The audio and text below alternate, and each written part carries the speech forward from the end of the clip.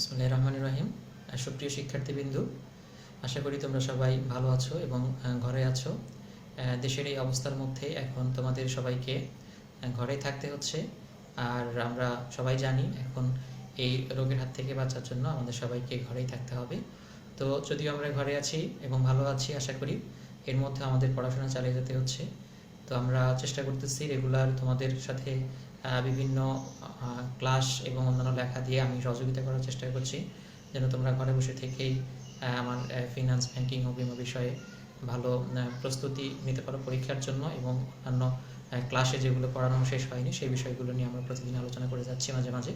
তো আজকে আমরা বিগত ক্লাসে যে দীর্ঘমেয়াদী অর্থায়ন নিয়ে আলোচনা করেছিলাম এবং কিছু সূত্র শিখিয়েছিলাম, তো তার উপর ভিত্তি করে আজকে আমরা কিছু গাণিতিক সমস্যা সমাধান করার চেষ্টা করব।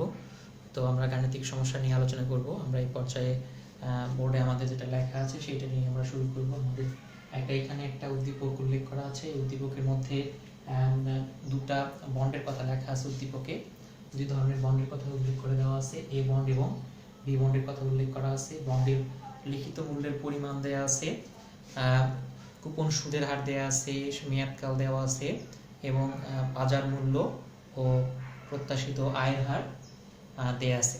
তো এর উপর ভিত্তি করে আমাদের বন্ডের বর্তমান মূল্য কিভাবে নির্ণয় করতে হয়, কিভাবে বন্ডের বর্তমান মূল্য বের করে বিনিয়োগ সিদ্ধান্ত গ্রহণ করতে হয়, তা আজকের এই উদ্দীপকের উপর ভিত্তি করে আজকে যেটা শেখাবো আমরা, এটা থেকে আমরা শিখতে পারবো।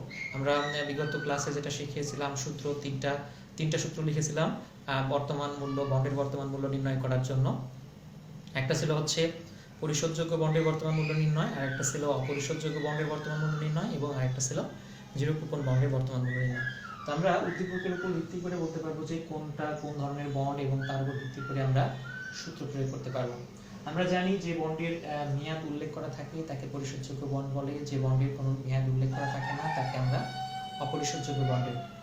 অপরিশোধযোগ্য বন্ড বলে থাকি। তাহলে সূত্র অনুযায়ী এবং ফর্মুলা অনুযায়ী আমাদের এখানে যে এ বন্ডের যেহেতু একটা নির্দিষ্ট মেয়াদ দেওয়া আছে, কুপন রেট দেওয়া আছে, তাহলে এটাকে আমরা বলবো হচ্ছে পরিশোধযোগ্য বন্ড। আর বি বন্ডের যেহেতু কোনো মেয়াদ উল্লেখ করা নাই, সুতরাং আমরা বি বন্ডটাকে বলতে পারি হচ্ছে আমরা এটাকে বলবো হচ্ছে পারপেচুয়াল বন্ড, বা আমরা যেটাকে আমরা বলি হচ্ছে অপরিশোধযোগ্য বন্ড বা চিরস্থায়ী বন্ড। তো আমরা এখন দুটো বন্ডের বর্তমান মূল্য কিভাবে নির্ণয় করতে হয় সেই বর্তমান মূল্য নির্ণয় করা শেখাবো।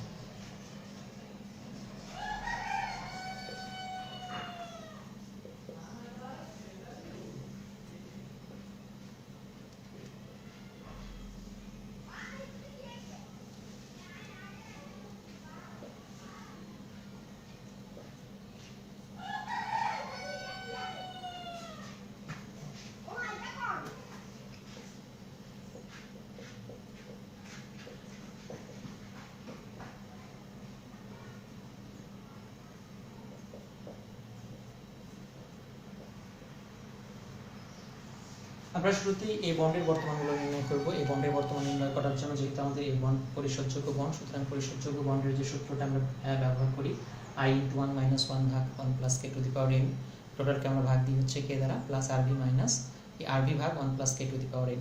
তো আমাদের এখান থেকে এই বন্ডের যে তথ্যগুলো দেওয়া আছে, তথ্যের উপর ভিত্তি করে আমরা এই বন্ডের মানগুলো নির্ণয় করে নেব পাশে। এখানে ফেস ভ্যালু সমান 1000 টাকা। ফেস ভ্যালু বলতে আমরা জানি হচ্ছে ফেস ভ্যালু বলতে লিখিত মূল্য বোঝায়। এই অঙ্কের মধ্যে যেহেতু লিখিত মূল্য 1000 টাকা দেওয়া আছে, তাহলে আমাদের লিখিত মূল্য হবে 1000 টাকা। আর লিখিত মূল্যের উপর ভিত্তি করে আমাদেরকে বের করতে হবে কুপন সুদের হার, অর্থাৎ আয়ের মানটা বের করতে হবে। আয় সমান, আমাদের এখানে কুপন রেট দেওয়া আছে 12%, তাহলে আমাদের কুপন সুদের পরিমাণ, যেটা কুপন রেটের উপর ভিত্তি করে আমরা বের করবো হচ্ছে এখানে আয়ের মান। আয় বলতে আমরা জানি যে কুপন সুদের হার, তো কুপন সুদের পরিমাণ, তাহলে কুপন সুদের পরিমাণটা বের করবো আমরা হচ্ছে লিখিত মূল্যের উপর কুপন রেটের গুণ করে। তারপর যেটা আমাদের বের করতে হবে কে বলতে আমরা জানি প্রত্যাশিত আয়ের হার। তো আমাদের অঙ্কের মধ্যে প্রত্যাশিত আয়ের হার দেওয়া আছে 10%। 10% থেকে আমরা যদি দশমিকে রূপান্তর করি তাহলে 0.10।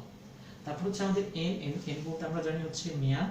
অঙ্কের মধ্যে মেয়াদ উল্লেখ করে দেওয়া আছে 5 বছর। তাহলে আমরা এখানে আয়ের মানটা বের করে ফেলছি, আয় পর কে পর n। এখন আমাদেরকে বের করতে হবে আরবি। আরবি বলতে আমরা জানি হচ্ছে পরিশোধযোগ্য মূল্য, পরিশোধযোগ্য মূল্য, যেটাকে আমরা ইংলিশে বলেছি রিডেমেবল ভ্যালু। রিডেমেবল ভ্যালু মানে পরিশোধযোগ্য মূল্য বা মেয়াদপূর্তি মূল্য। যেহেতু আমাদের এখানে লিখিত মূল্য ছাড়া পরিশোধযোগ্য মূল্যের কোনো কথা উল্লেখ করা নাই উদ্দীপকের মধ্যে, সুতরাং আমরা পরিশোধযোগ্য মূল্য বলতে লিখিত মূল্য যেটা আছে সেটাকে আমরা এখানে ধরে নেব। অর্থাৎ যেহেতু লিখিত মূল্য 1000 টাকা আছে, সুতরাং আমাদের পরিশোধযোগ্য মূল্য হবে 1000 টাকা। তারপর যদি কখনো বন্ড অধিহারে বা অবহারে পরিশোধ করা হয়, সেই ক্ষেত্রে বন্ডের পরিশোধযোগ্য মূল্যের পরিমাণ কম অথবা বেশি হতে পারে। আমরা তাহলে এখান থেকে সবগুলো মান পেয়ে গেছি। এই মানের উপর ভিত্তি করে আমরা এখন এখানে সূত্রে প্রয়োগ করব।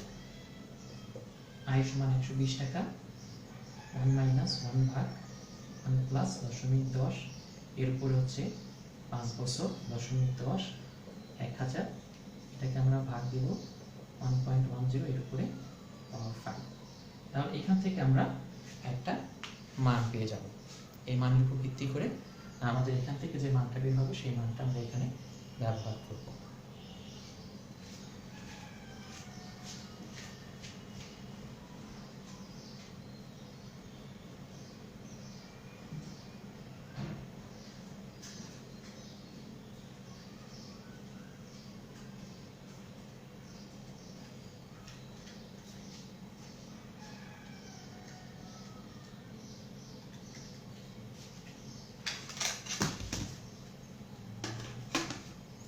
তাহলে আমাদের এখান থেকে মান বের হচ্ছে 455, এবং বাকি যে আরবির যে মানটা আছে আমরা সেই মানটা যদি ব্যবহার করি,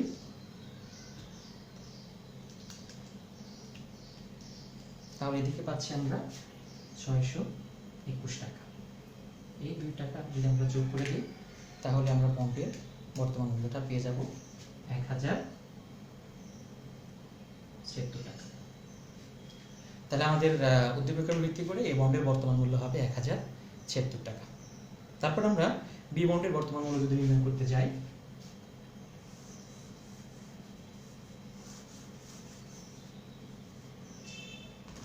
তাহলে এ বন্ডের জায়গায় আমরা বি বন্ডের বর্তমান মূল্য নির্ণয় করব। বি বন্ডের বর্তমান মূল্য যখন নির্ণয় করতে যাব, তখন আমাদের লিখিত মূল্য যে 1000 টাকা, উভয় বন্ডের আমরা জানি উভয় বন্ডের লিখিত মূল্য 1000 টাকা করে দেওয়া আছে। তাহলে বি বন্ডের লিখিত মূল্য 1000 টাকা, কিন্তু বি বন্ডের কুপন রেটের পরিমাণে পার্থক্য আছে। বি বন্ডের কুপন রেট দেওয়া আছে হচ্ছে আমাদের 14%। তাহলে 1000 টাকার উপর 14% যদি আমরা কুপন রেট ধরি, তাহলে আমাদের সুদের পরিমাণ বের হবে 140 টাকা। এবং এছাড়াও আমাদের সূত্র প্রয়োগ করার আয়ের হার হচ্ছে প্রত্যাশিত আয়ের হার হচ্ছে 10%। আমরা সূত্র প্রয়োগ করার আগে আমরা একটা সূত্র যদি প্রয়োগ করি, যেহেতু আমাদের বি বন্ডের যদি আমরা বর্তমান মূল্য বের করতে চাই, আমাদের যেহেতু বি বন্ড হচ্ছে অপরিশোধযোগ্য বন্ড, অর্থাৎ যার কোনো নির্দিষ্ট কোনো মেয়াদ নাই, তো সেটাকে আমরা অপরিশোধযোগ্য বন্ড বলি। যেহেতু এই বন্ডের কোনো মেয়াদ নাই আর বি বন্ডের কোনো মেয়াদ নাই, সুতরাং বি বন্ডের সূত্র হবে আয়কে ভাগ দিব আমরা শুধুমাত্র এ দিয়ে। তাহলে আমাদের দুইটা মান প্রয়োজন হবে, একটা হচ্ছে সুদের পরিমাণ, কুপন সুদের পরিমাণ, আর একটা হচ্ছে প্রত্যাশিত আয়ের হার। তো আমরা আমাদের জানি যে বি বন্ডের লিখিত মূল্য 1000 টাকা আছে এবং কুপন রেট 14%, সুতরাং সুদের পরিমাণ হবে 140 টাকা এবং প্রত্যাশিত আয়ের হার 10%। তাহলে আমরা যদি এখানে শুধু মানটা প্রয়োগ করি, তাহলে আমাদের অ্যান্সারটা চলে আসবে 140 টাকা আর 0.10। তাহলে আমরা এখান থেকে টাকার পরিমাণ পেয়ে যাব হচ্ছে 1400 টাকা। অর্থাৎ বি বন্ডের বর্তমান মূল্য হবে আমাদের 1400 টাকা।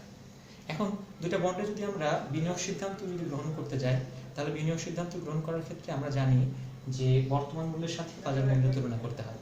তাহলে আমাদের এখানে উদ্দীপকের উপর ভিত্তি করে যে আমরা যেটা বর্তমান মূল্য বের করেছি, সেই বর্তমান মূল্যের উপর ভিত্তি করে যদি আমরা সিদ্ধান্ত গ্রহণ করি, তাহলে আমাদের দুইটা বিষয় আমাদেরকে উল্লেখ করতে হবে।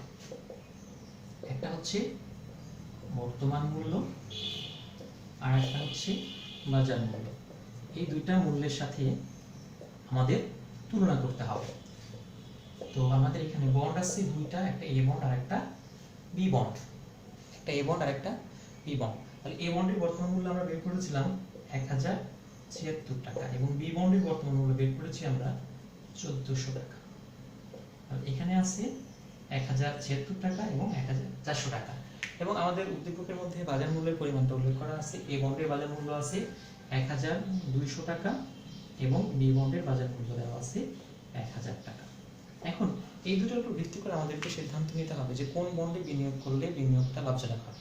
আমরা জানি বর্তমান মূল্য বাজার মূল্যের চেয়ে যদি বেশি হয়, আমি আবারও বলতেছি, যদি বর্তমান মূল্য বাজার মূল্যের চেয়ে বেশি হয় তাহলে সেই বন্ডে বিনিয়োগ করা লাভজনক হবে। তাহলে আমাদের যে উদ্দীপক এখানে আমরা যেটা তুলে ধরেছি সেটা হচ্ছে সেটার উপর ভিত্তি করে যদি আমরা দেখি তাহলে বি বন্ডের বর্তমান মূল্যের পরিমাণ বাজার মূল্যের চেয়ে বেশি আছে, সুতরাং বিনিয়োগকারী বি বন্ডে বিনিয়োগ করবে।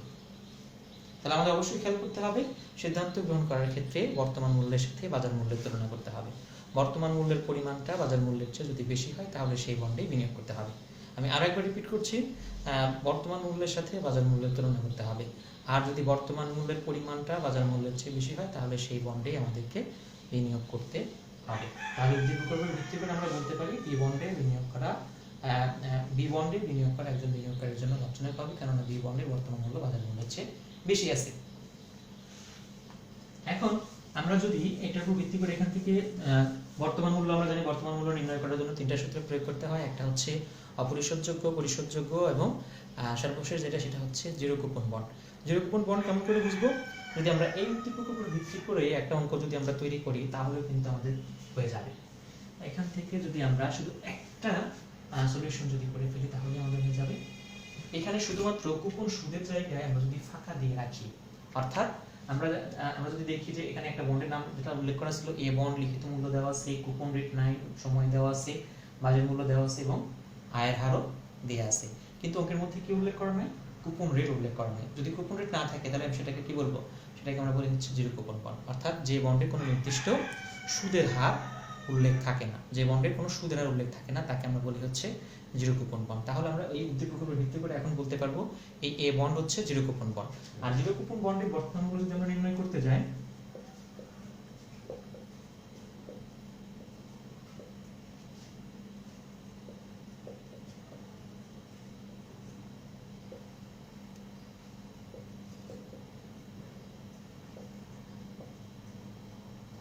জিরো কুপন বন্ডের বর্তমান মূল্য নির্ণয় করতে গেলে আমাদের সূত্র প্রয়োগ করতে হবে আরবি ভাগ 1 plus K to the power n।